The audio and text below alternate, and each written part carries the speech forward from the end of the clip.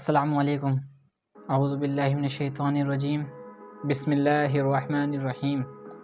آج سے تقریباً 1400 سال پہلے، حضور پاک صلی اللہ علیہ وسلم کی پیدائش سے پہلے، ایک بادشاہ ابرہ وہ خانہ کعبہ کو شہید کرنا چاہتا تھا۔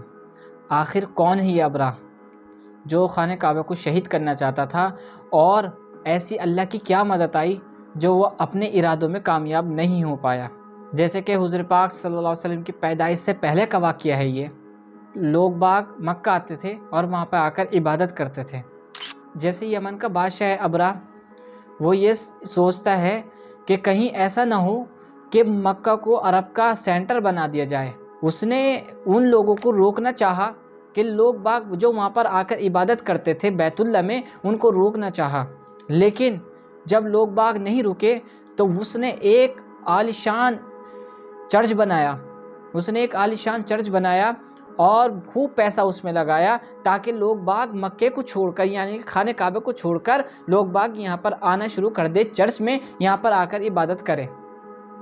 اور جب لوگ باغ وہاں پر نہیں آئے، جب وہ مکے ہی جانے لگے، وہیں پہ عبادت کرتے ہیں، تو یمن کا جو بادشاہ ہے اسے یہ بات بہت بری لگی، تو اس نے یہ سوچا ایسا کرتا ہوں کہ خانہ کعبہ کو شہید کر دیتا ہوں، یعنی کہ گرا دیتا ہوں جب لوگ باغ یہاں پر چرچ پہ آئے کریں گے عبادت کرنے کے لیے، کیونکہ جب تک مکے میں خانہ کعبہ ہے، جب تک لوگ باغ وہاں جائیں گے، جب خانہ کعبہ نہیں رہے گا تو لوگ یہاں چرچ میں آئے کریں گے عبادت کرنے کے لیے۔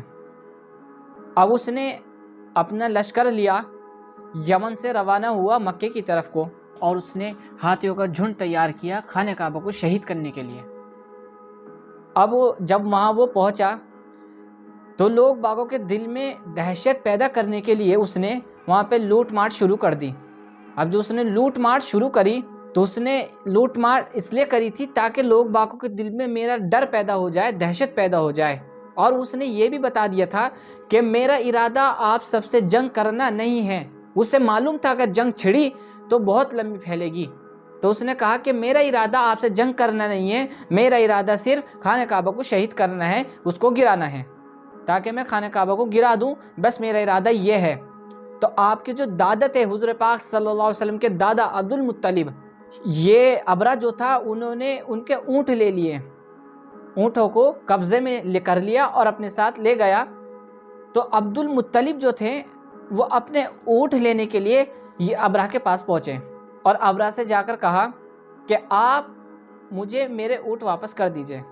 تو ابرہ نے کہا کہ تم اونٹ کا سوال کر رہے ہو؟ میں یہاں پر جو آیا ہوں خانہ کعبہ کو شہید کرنے کے لیے آیا ہوں، میرا ارادہ آپ کو پریشان کرنا نہیں ہے، میرا ارادہ صرف یہ ہے میں خانہ کعبہ کو گرا دوں، میں گرانے کے لیے آیا ہوں، اور تم جو سوال کر رہے ہو اونٹوں کا سوال کر رہے ہو کہ اونٹ واپس کر دیجئے، تم خانہ کعبہ کے بارے میں کوئی سوال ہی نہیں کر رہے۔